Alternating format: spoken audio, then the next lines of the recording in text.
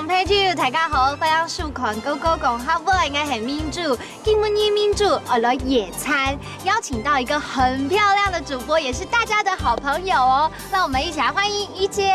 Hello， 大家好，好久不見嘍。对，我们今天要做这个沙拉呢，沙拉酱居然是要用吉酱来做。没错，是做吉酱沙拉。那怡姐，你之前在教大家的时候，有没有教过荆棘的客家话怎么说呢？忘记了。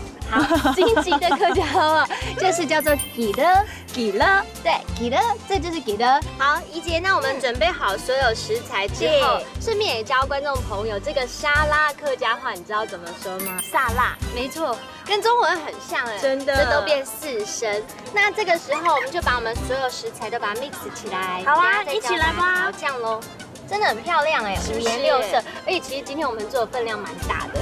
等会可以叫大家一起来。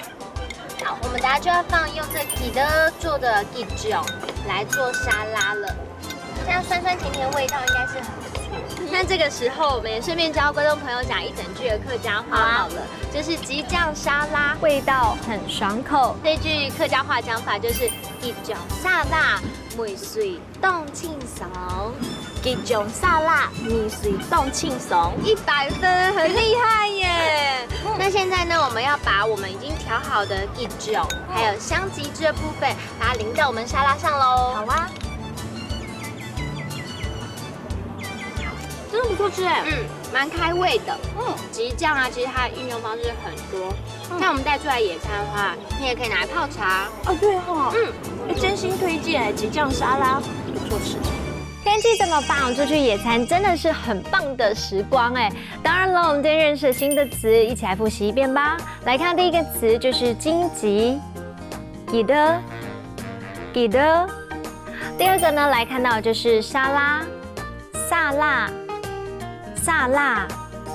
来看到第三个呢，我们来学一整句话哦。来看到这句话就是吉酱沙拉，味道很爽口。吉酱沙拉，梅水冻清爽。吉酱沙拉，梅水冻清爽。